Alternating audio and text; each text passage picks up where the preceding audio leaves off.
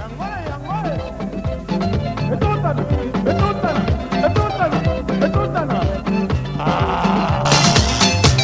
c'est bon.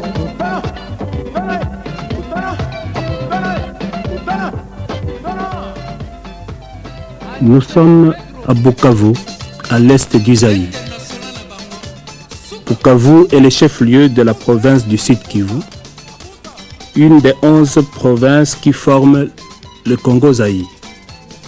C'est ici où la Fondation universitaire pour la coopération internationale au développement, en collaboration avec l'Institut supérieur pédagogique de Bukavu, ont initié depuis 1987 l'action dénommée Projet Biologie et Pêche de l'Hymnotrice Miodon au lac Kivu.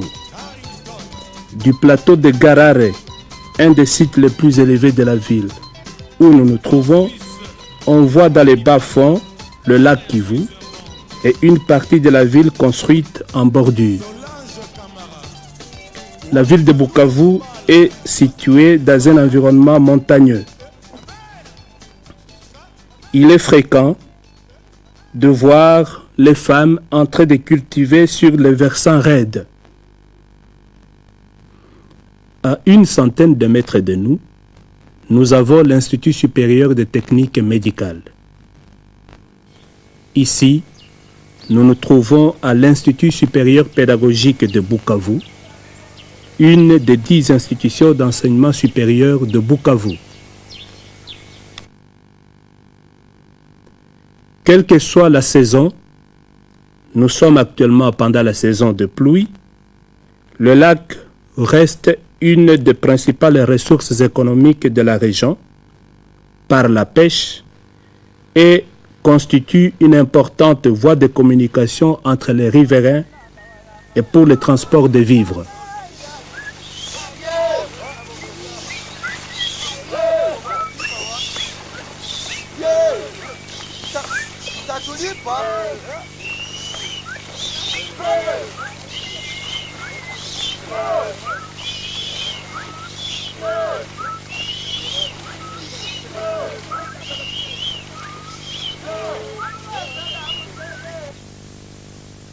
La Société nationale des chemins de fer du Zaïre assure la liaison entre Bukavu et Goma.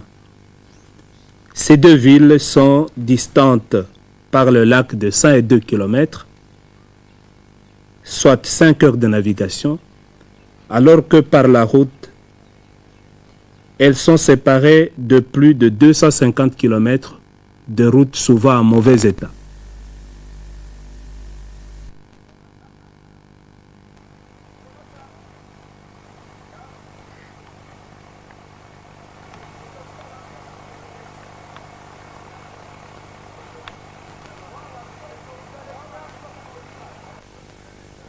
À côté du transport, la pêche constitue la deuxième grande activité qui se déroule sur le lac. Les futurs pêcheurs s'initient dès le jeune âge, comme cet enfant qui pêche à la ligne, le petit Aplocromis, appelé ici Ndougou. La pêche à la frappe est une des vieilles techniques pratiquées au lac Kivu. Cette technique consiste à poser les filets à proximité de la végétation riveraine, zone dans laquelle les poissons ont l'habitude de se cacher. Vous allez remarquer que le pêcheur va, après avoir posé les filets, s'éloigner et puis il frappera l'eau. Les poissons effrayés vont fuir vers les rivages où ils seront attrapés par le filet.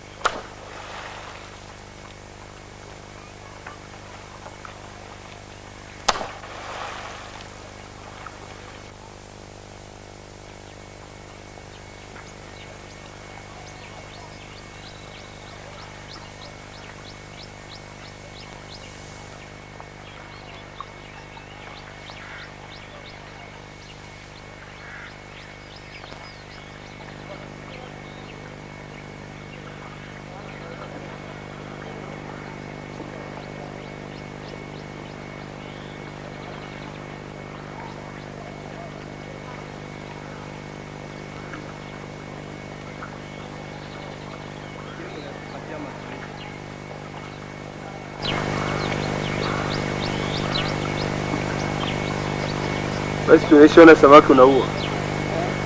Hatuone samaki huko naifichika. Ah.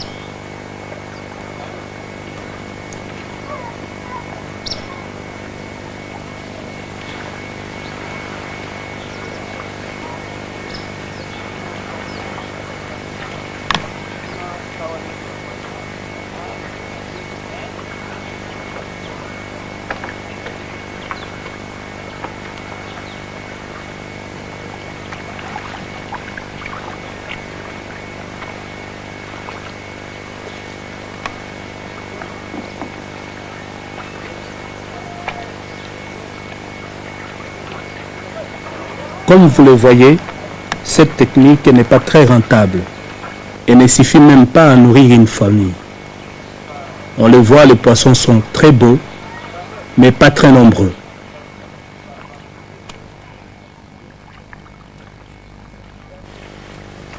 Une deuxième pratique de pêche au lac Kivu est la pêche à la nasse.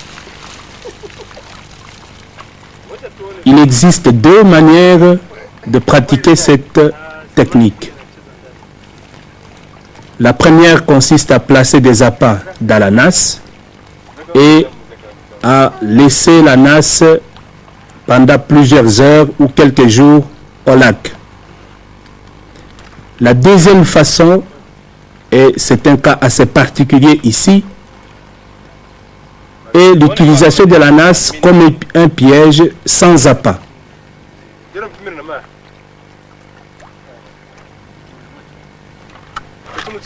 La nasse est posée à un endroit.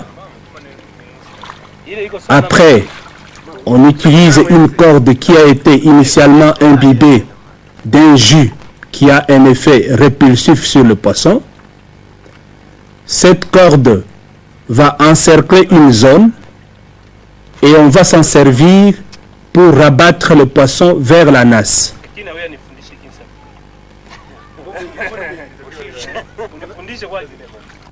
Voici le fruit qui est utilisé pour imbiber la corde.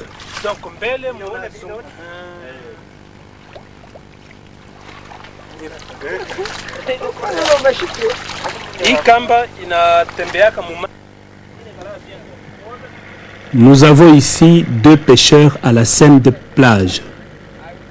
Cette technique est la plus répandue au lac Kivu. Elle se pratique en zone littorale, comme ici, ou encore en milieu pélagique. Vous le remarquerez, cette technique n'est pas du tout rentable. À cela, il faut ajouter que la confection du filet est réalisée par le pêcheur lui-même, qui met plus de 6 mois pour réaliser un tel travail.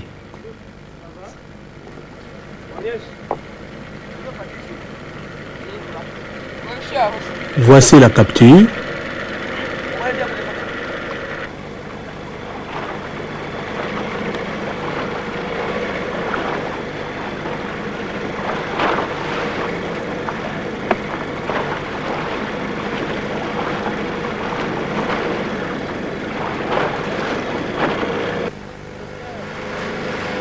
Plus au milieu, nous voyons d'autres pêcheurs à la scène. La capture a été relativement bonne. Si tous les pêcheurs réparent leur matériel avant la prochaine expédition, à côté des petits cyclidés, on trouve au lac Kivu des poissons de plus grande valeur, tels les tilapia nilotica, ainsi que les clarias, un des plus grands poissons du lac Kivu.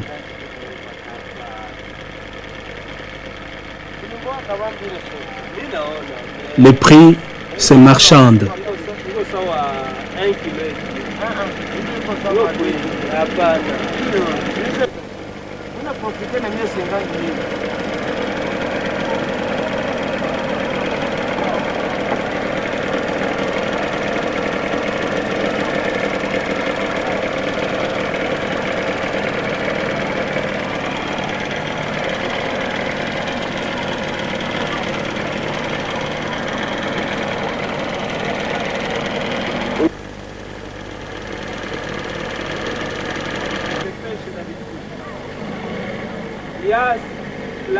Nous sommes à Lenguera, site de débarquement de la pêche. Nous voyons les pêcheurs qui ont apporté la production matinale et les femmes marchandes qui attendent l'arrivée d'autres pirogues.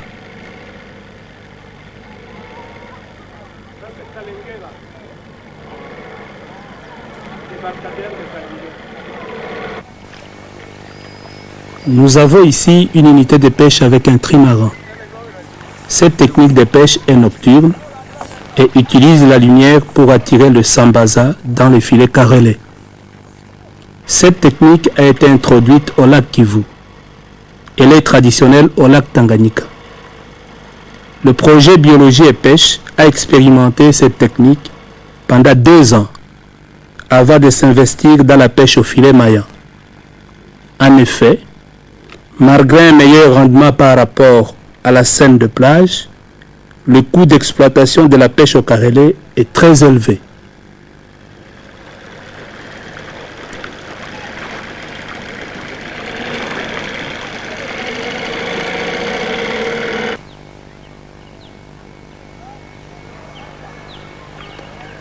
Le projet ISP Seruki Ficide s'est installé à la Botte à Bukavu, à proximité du lac.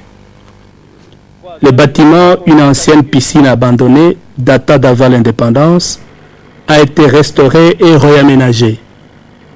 Nous avons aménagé le port de pêche, un petit laboratoire de relais et le magasin de stockage de matériel. Un kiosque de vente a également été aménagé. La pêche de sambaza par filet maillant a été introduite au lac Kivu par le projet. L'achat de tout le matériel et les frais d'aménagement des installations ont été soutenus financièrement par la FUCID, Fondation universitaire pour la coopération internationale au développement, tandis que l'Institut supérieur pédagogique de Bukavu apporte sa tutelle administrative et son laboratoire où se réalisent recherche et examen des échantillons.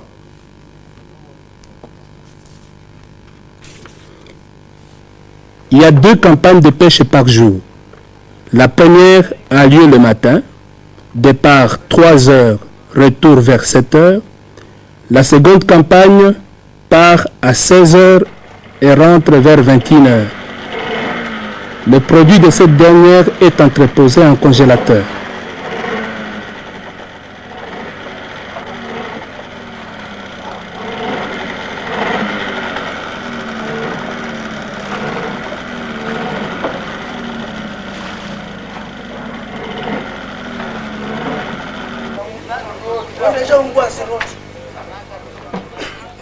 Les pêcheurs ont été recrutés et formés à cette nouvelle pratique. La pêche au filet maillant présente un meilleur rendement par rapport aux techniques précédentes. À ce propos, je remercie pour leur travail d'étude de rendement les volontaires de la FUCID, Yves Fourniret et Geneviève Trépan. L'émaillage choisi permet de ne capturer que les grands individus qui se sont déjà reproduits. Le filet maillant est constitué d'une nappe montée entre une ralingue supérieure munie de flotteurs et une ralingue inférieure lestée.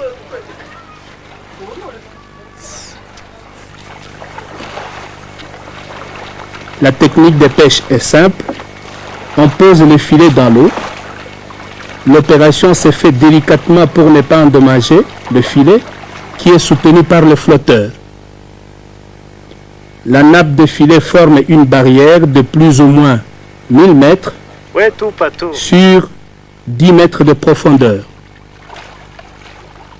Un seul filet mesure généralement 50 mètres de longueur. Les poissons sont capturés lors de leur déplacement dans l'eau.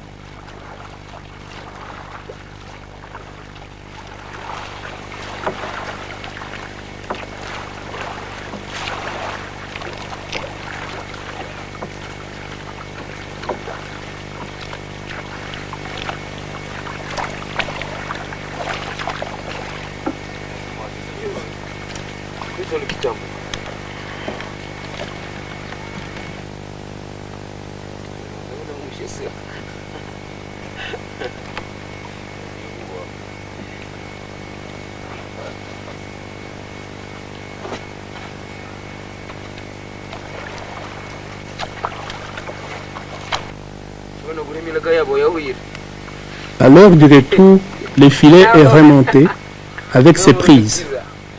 Le tout est ramené au port pour l'opération de démaillage.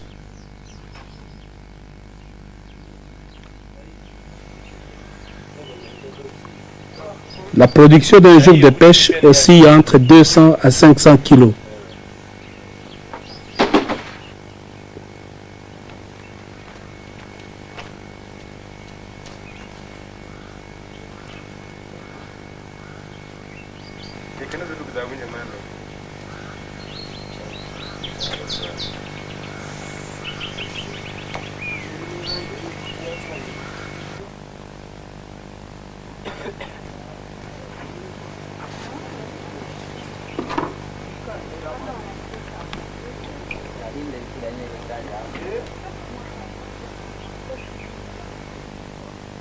Les poissons frais sont amenés au kiosque de vente pour être livrés aux clients qui les ont commandés la veille ou plus tôt encore.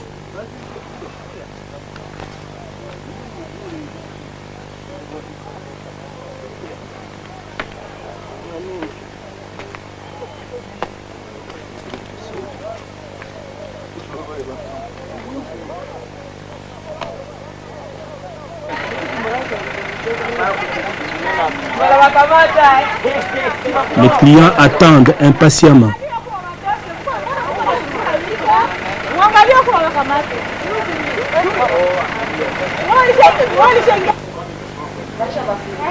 Les petits poissons d'Akala ou l'hymnotrissa miodon.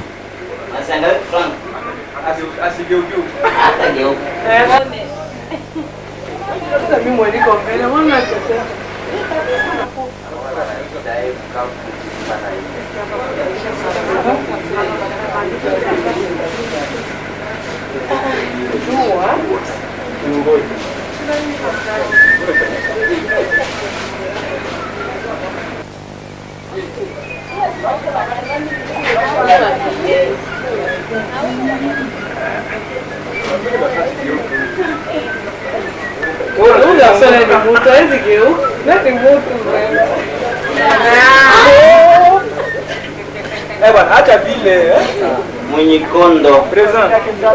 Inaenda. Inaenda mimi mkono. Sitakuwa ninasema rudi. Claro, Muñicondo. Present.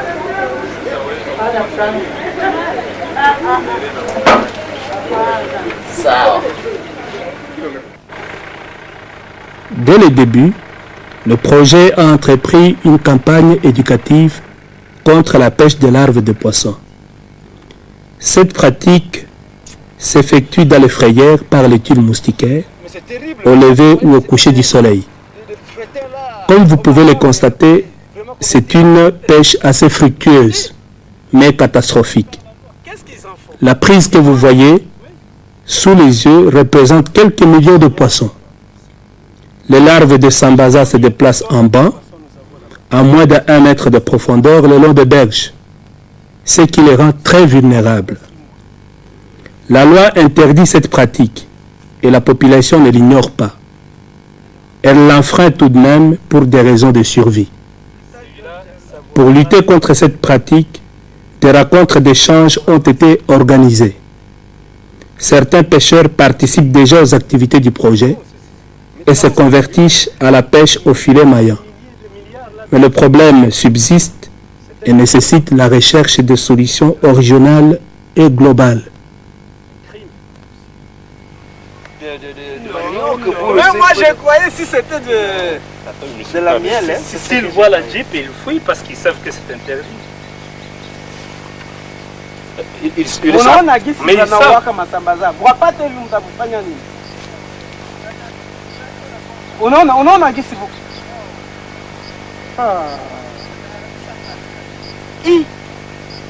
Sambaza mingi.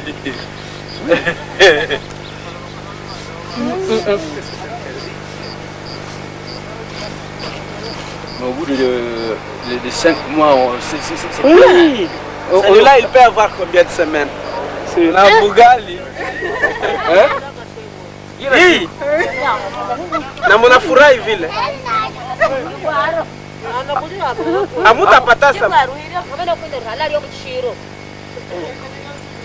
Mais ils sont déjà morts, je pense. Oui, ils sont morts. Non, c'est une excuse. À ce rythme, non, on ne peut pas avancer. Non. Le lac va se ruiner comme ça. Le projet a le soutien de toutes les autorités locales. Pour bien travailler, il faut travailler en silence. Et cela est une illustration des efforts de collaboration que l'Institut a toujours développés pour accomplir certaines réalisations avec le concours d'autres institutions universitaires. Pour le moment, l'ISP